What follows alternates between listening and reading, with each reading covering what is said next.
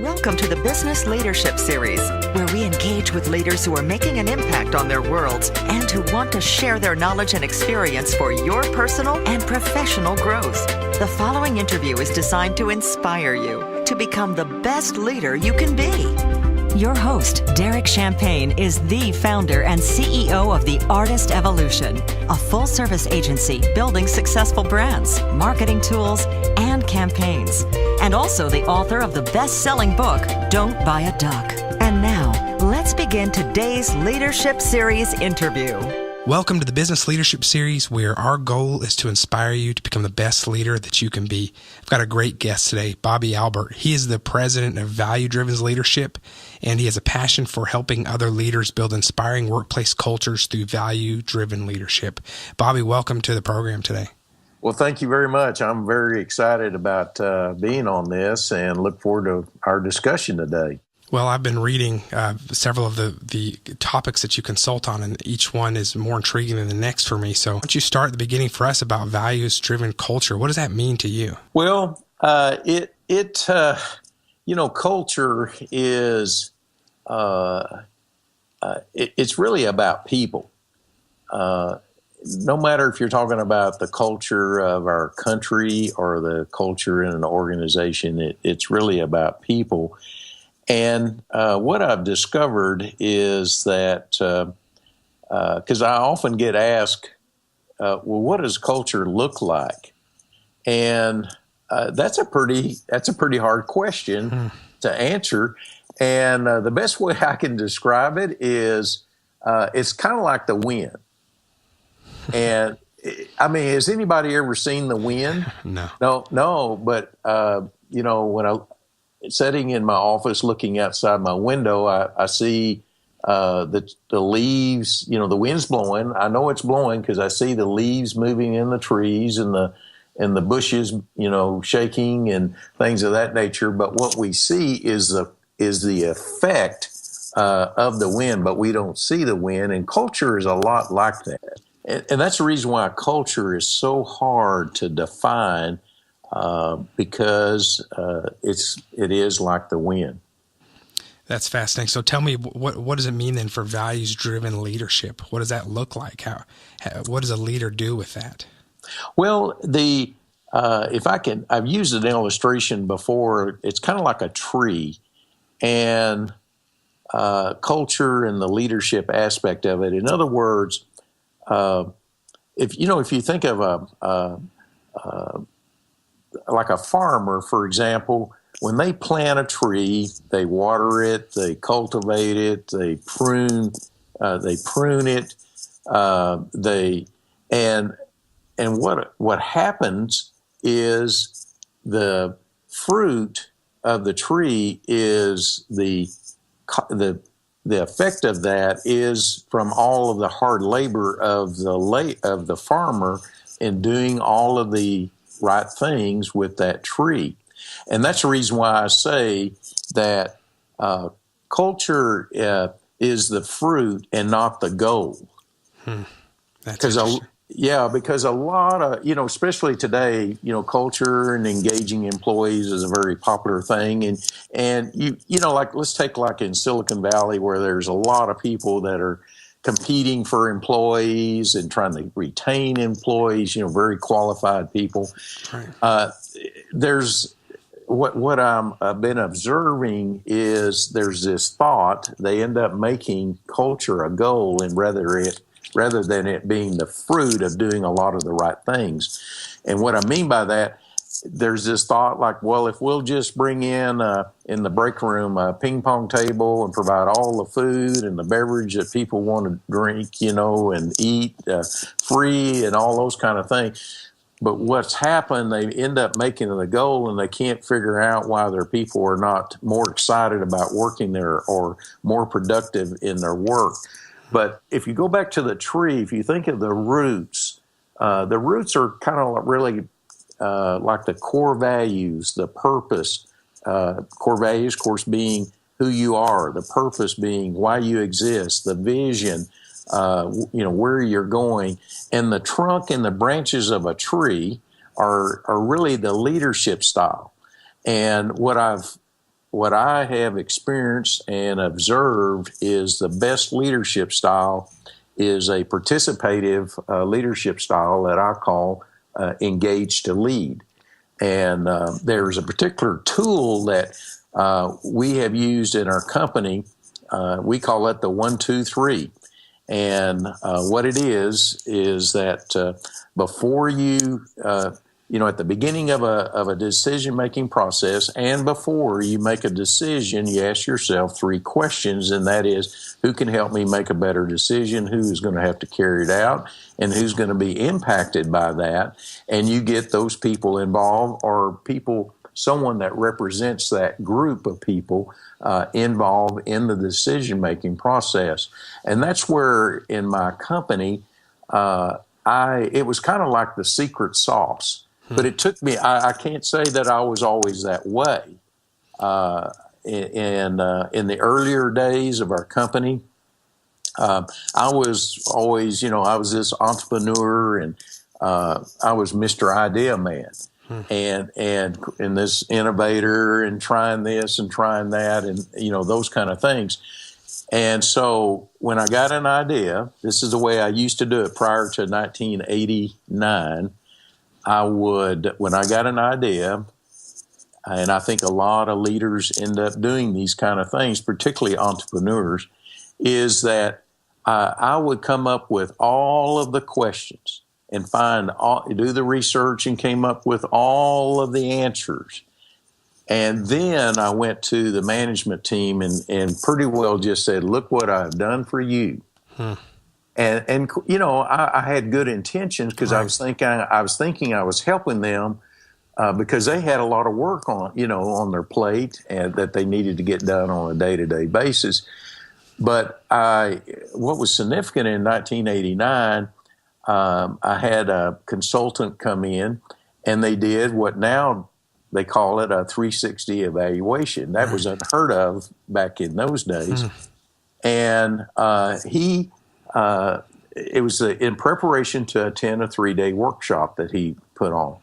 And that's when he introduced to me one of the issues with me that came from the management team, as well as I even had my wife participate. I even had some of my best friends, be involved. And the horrible truth came in that, Bobby, when you get an idea, ask us to help you. We want to help you. and see, prior to then, I never could figure out when I introduced this good idea. It was always Bobby's idea. It wasn't their idea. And I would spend months trying to persuade them that this was something really good we need to do. Right. And it was like pulling teeth to get it implemented and executed. And but it was because they had no ownership in it. Right. And so that's when I discovered this. Of course, I didn't know to call it at that time, but this participative leadership style that I now call engage to lead. Wow, that's so that was your aha moment, your light bulb. It surely was a big aha for me. Was it humbling? Was it empowering? What were the steps you went through? Because I did something recently similar where the mastermind group encouraged us to ask 10 questions to the top 25 people around us. And one of them was a fill in the blank at the very end that said, what are my blind spots that I may not be aware of? Which means I was 100% guaranteed to get an answer that I didn't want to hear. Yeah, well, you really asked the right question, because when that consultant presented me with the results, that was one of the biggest things in the results. There were other things I needed to improve on, but to be honest with you, I was flat out mad because in my mind I'm thinking they don't understand me. I went through all this. And fortunately, he presented this late in the afternoon of the first day, and I went out of that meeting. I was upset. I couldn't hardly sleep that night. But somehow, the next morning, I got up and I started thinking, you know what? These people are good people. They want the best for me, and I really need to listen to what they had to say. And so that's where it was humbling, just like you said. Right.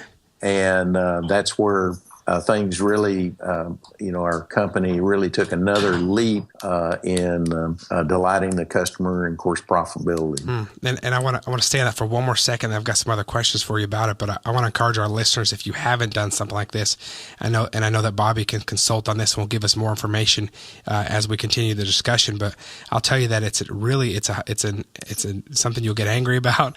You might be embarrassed and humbled by it, but then it can be something that's really empowering, and it's something I'm going through right now in my own process. And I had to remember, I asked these questions. You brought the person in to help you, so you kind of brought it on yourself because you wanted to grow. You just didn't realize it was going to shine such a flashlight back on you, right, or spotlight back on you.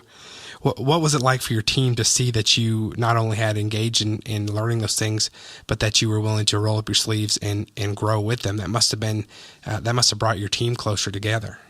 Well, it definitely did. I brought them together. I had a team meeting of the management team and some other supervisors, and I shared these results with them. I was very transparent about it. It was just kind of my style to be that way anyway. But it, like you said earlier, it was really a blind spot, and you could have probably heard a pin drop. And nobody said anything like, well, Bobby, we tried to tell you, or, it wasn't anything like that. It was like, they felt so good about it. And I shared with them that, I'm going to I need their help to improve in this area. And because I had a habit of being that way. But, when at that, prior, all the years, I say all the years prior to that, but for several years, we went from a very small company of only 5 employees when I took over the business for my dad, because he died in 1973. And even though I was involved in the business as going up a little boy, I hung out with my dad all the time and things like that. And I even worked during the business because I went to the university here locally in the town of Wichita Falls, Texas. And I was fortunate to graduate after 3 years at the age of 20. And then my father died. But one thing I didn't know at the time is, and it's a lot of money today for a lot of people, but it was like a mountain back then, is we owed, we were $70,000 in debt, and our gross revenue was less than $90,000. So it was, because of that, I was like the hub and the spoke. And I operated that way for many years, leading up to, learning these kind of things. I kind of went from being this, entrepreneur, very small business, to developing followers. And then I learned in this period of time, this participative leadership style. And then I began to, a few years later, started developing leaders, which, that's kind of like, herding cats. It's very challenging, but it was very rewarding as well. So that's really interesting. And tell me about leading leaders, about managing leaders. You talk about you've got your L&M, your examples of the need for leading and managing all around us. Big difference between leading people and managing things. So how do you help leaders discover their natural bend? Well, thank you for asking that, because I have a book that's going to be releasing this spring. And the first couple of chapters is dealing with the difference between there is a very distinct difference between leading and managing. And leaders tend to focus on people, and they are more interested in the people side of the business. They're also very interested in how you say and do things. Managers tend to be more interested in focus on the things of the business, or interested in the things of the business. But they're more interested in what they want to say and do. And it's not what in my book I have, and we provide free, is a leading and managing assessment tool that people, if they buy the book, they can go through that assessment and to discover what is their bent. Of course, my bent is toward leadership. When I answer the questions, I'm just over on the other side of leadership. But about 80% of the people, or their bent, is toward managing. So most people are bent toward that, but the most effective leader, it's not being leader or the manager. It's not like either one of them are better than the other. The most effective leader is having both skills at the same time. And the way I describe it is, I describe it for people that for many years I had to wear two different hats throughout the day. I'd put on one hat and I may talk to the operations people about our trucks and our warehouses because we were in the moving and storage business. Okay. Or I may talk to the human resource people about our hiring practices, are we hiring the right people and so forth. And then I may talk to I'm wearing another hat now, the trucks in the warehouse, that's the thing side, and then the people side on the human resource. And then I may talk to our CFO or controller, and I'm talking about the financial statements, the things of the business or the banking relationships and those kind of things. But then I put on another hat and I'm talking with, someone else. It may be back to the operations person that connected with the human resource department, and we're talking about the people that are working on the trucks, the people that are working in the warehouse. So the most effective leader is like mine. My bent is toward leadership, but I had to learn over the years to get better and better at managing the things of the business.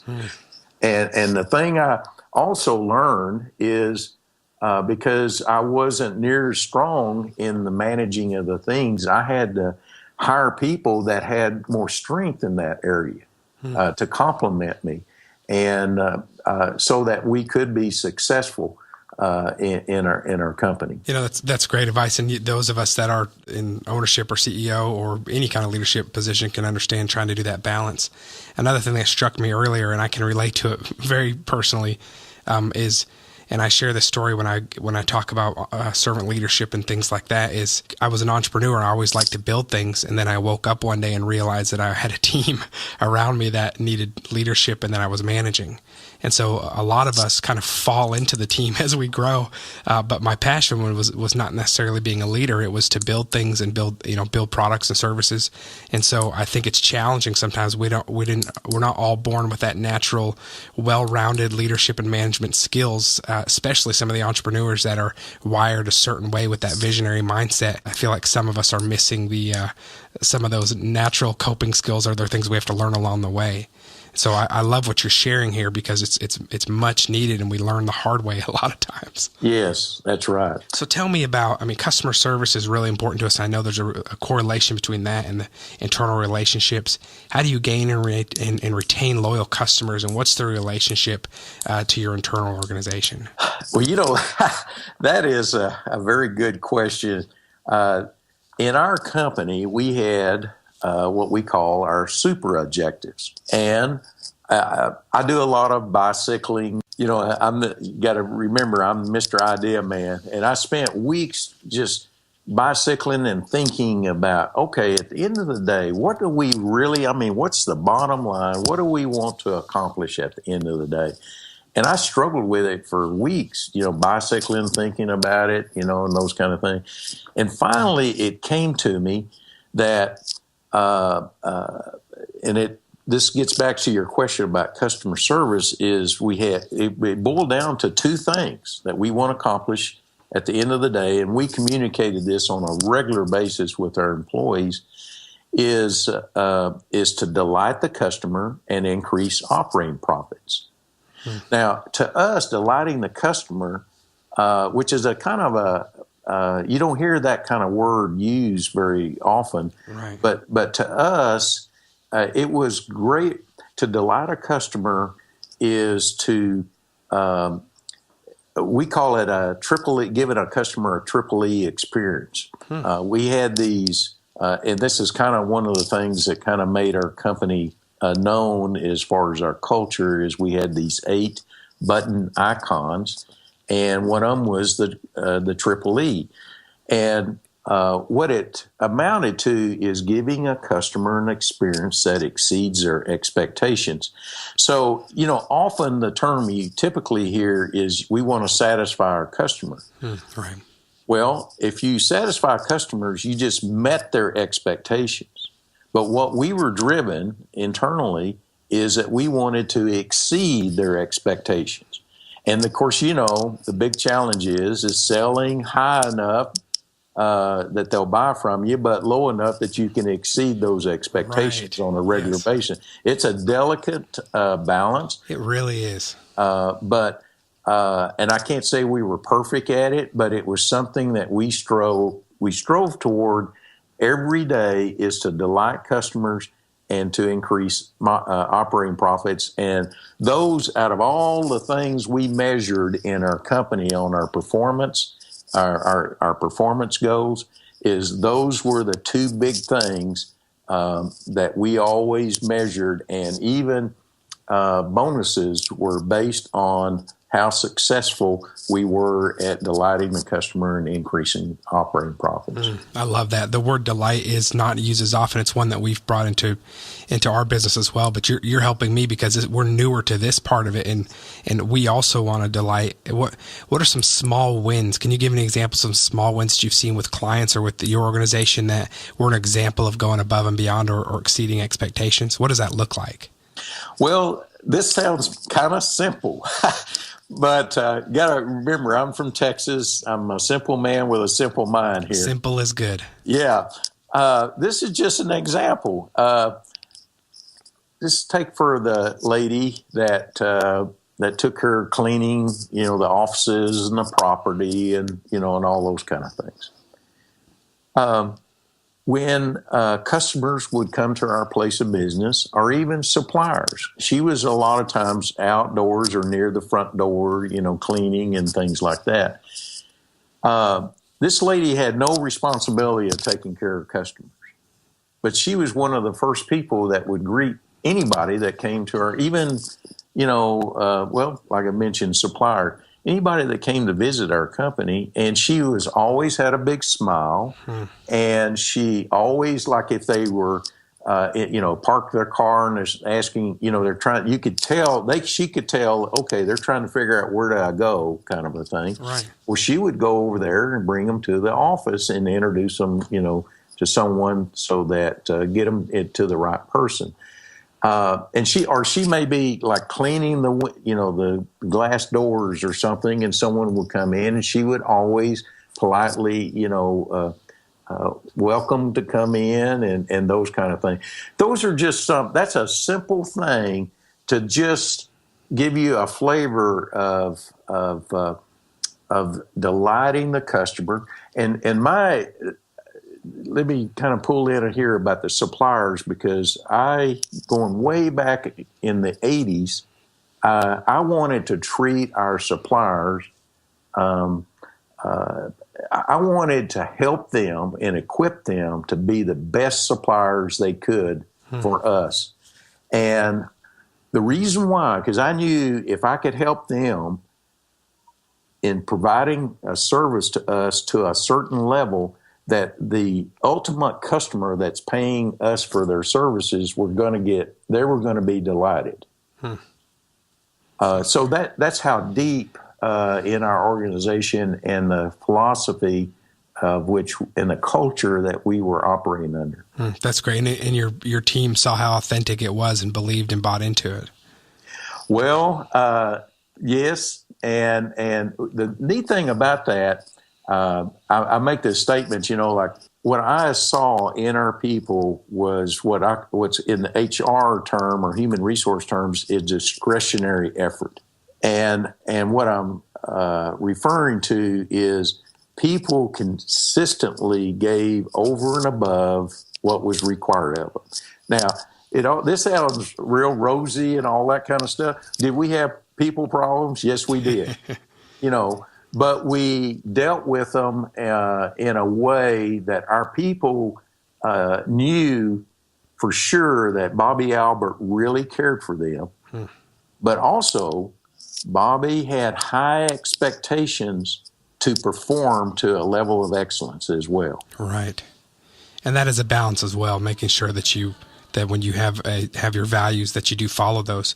What advice do you have if you have those that are not fitting in with the culture or not following the values? What decisions or what have you seen to either have a transformation or to have a peaceful exit to where they can go somewhere that's a better fit for them? Well, if somebody if they were not a fit, they're going to know it pretty early on. Now, as a starting point, I introduced our core values in 2006. And prior years, for about 15 years prior to then, we had introduced our purpose and our vision for our company. But those values were always there. It took me 2.5 years of introspectively to ask myself some questions like, what am I all about? What did I stand for? Why did I say and do what I just did? And why was it important for me to say and do what I did? It was a tough period of time that I struggled with. But when I finally figured out what my core values were, to express it and to introduce it to our people, we started using our core values in the interviewing process to push that across the table and ask, for them if they felt like these values was a fit for them. We weren't scientific at that time to help people, to take them through some testing or deeper interview process to see if they displayed those core values. But we were already, because of who I was already, our HR department already was hiring people based on those core values, even though they never been expressed, because they knew this is what Bobby wanted done here. Right. And but one thing that was fascinating in introducing the core values is that when people came in and they got in and they began to see it wasn't a fit, we didn't beat them over the head. We would work with them about trying to get on another bus somewhere else.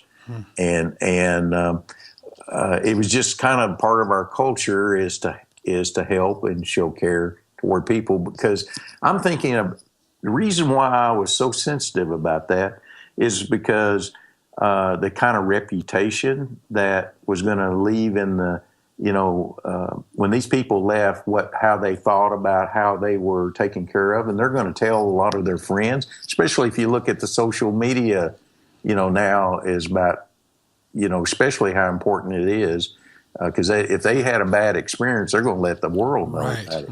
Absolutely. But the other thing I was looking at someday, which this has happened often, I've even fired people, but we took it in a progressive discipline process and, those kind of things. And I had to terminate somebody, and they end up being one of our customers down the road. Wow. That's powerful to the relationship that you had and your commitment to helping them find something that was a better fit. Yes, because they're good people. They were good people. They just didn't fit in our organization. And it's the best service to both of you to identify that early on so that you can both have your purpose and fulfill it to the best that you can. So yes, Bobby, we've got a few more minutes here. You've been a lifelong entrepreneur. You've started 12 different companies, acquired 9 others. You've got a really impressive career. From 2005 to 2011, you grew your team, or you grew your revenues and profits by 500%. Tell me about goal setting. I can't imagine that you could have that kind of success without setting some goals and being very effective and strategic along the way. What is your process, and how do you consult others in effective goal setting? Okay, boy, that's a big question. One thing for me personally is it's a process I go through every year, going back to the early 90s, is I set personal goals from, just personal goals. But as far as our company, we would have a couple times a year strategic planning sessions. And we would and then after we would set the strategic plan in place, we would bring other people in. That's kind of the, what we want to accomplish, the direction and those kind of things. But then this is where the participative leadership style comes in, is in the tactical plans of, who's going to make it happen, when's it going to get done, and, those kind of things like that. So, and then we would set some performance, measurable performance goals from that, and our people would be involved in that as well. And I'm talking about people even on the front line. So that's an oversimplification, but we had, it's one thing to set goals. And of course, I've discovered the word goals. A lot of people have a lot of definitions of what the word goals mean, but it's so important to set goals because it forces you to have discussion when you miss them, or even when you exceed them, or you meet them. And we didn't beat people up, if they missed them or anything like that, but it does force you to have discussion. I keep thinking about it's a cartoon, a Peanuts cartoon I saw many years ago. I wish I could figure out how to get to it, but I remember Charlie Brown. He was had a bow and arrow, and he was shooting against the fence. And then after he hit the fence, he would go over there and draw the target around where his arrow hit, so it made it look like he hit bullseye target. And a lot of people set goals that way. They wait until after they have seen success or even failure, and then that's their goal. And so, but the key to the goals to me, and I saw in our own company, is once a month we had what we call business reviews. And the old days, I never could figure out how I was struggling with people to follow through and to follow up on things. I would, let's say a manager or something, I would have one-on-one meetings, once a month or more than that, but at least once a month, talking about, okay, what was the goal and are we making progress? Those are the two questions. So, and I struggle with getting things done. I'm somewhat impatient, if you can't tell, but it is getting things done, executed and implemented, timely and those kind of things. But we finally implemented this once a month, this business review. And what it is the leadership team would come to the business review and they would report to their peers. And it was open for any employee in the company to attend a business review. And there was the accountability of having to report to their peers. Really, I saw a dramatic increase in this, going back to the two questions, what was the goal, what is the goal, and are we making progress? And I started seeing as our progress was going faster and faster and faster. But we didn't actually implement that until 2006, right before in 2005. Okay. So I think along with that, as well as introducing our core values, led to our company having the kind of success you mentioned. In addition, we were recognized as one of the 100 best companies to work for in the state of Texas during that, until I sold the company in 2011 to a public traded company. Wow. So congratulations on that. So you've got a book coming out soon. Is that something you can share with us yet? You've also got a 5 proven strategies to achieve your goals on your website. Any final things you want to share with us, and then we'll share your website and some other contact information for those that want to learn more. Yes, if they go to my website right now, I'm writing some blogs on this very topic we're talking about, is this engage to lead, this participative leadership style. And the book, which should be released, we're hoping maybe late March to early April. It's titled Principal Profits, and the subtitle is Outward Success is an Inside Job. Excellent. And so what about any other resources on your site that you want to share? Well, we have some ebooks that are available that's on the website. There's a lot of other tools people can have access to. And, they can simply email me at bobby@bobbyalbert.com, and I'll do the best I can to answer their questions. Bobby, thanks for being our guest. I want to encourage our listeners, do go check out his website. I've been on there and reading through his blogs, and even some of the questions I asked today were because I was able to go through as an owner, as an entrepreneur, as a CEO, and read through and see things that were of interest to me to learn about from this great expert that has all of this experience and has learned the hard way on a few things, and then had his aha moments and has put together this great process and systems and coaching that he does. It's bobbyalbert.com. That's Bobby, Bobby, Albert, ALBERT.com. And you can see his ebook, Discover Your Leadership Identity. He's got 5 proven strategies to achieving your goals. And then make sure that you sign up on his site so you can see and keep an eye out when his new book is coming out. Bobby, thank you so much for being our guest. It's an honor to have you here, and I look forward to reading your book soon and to seeing the next great things that you're doing. Okay, well, thank you. I truly have enjoyed this. You take care, Bobby. Thank you. Okay, thank you.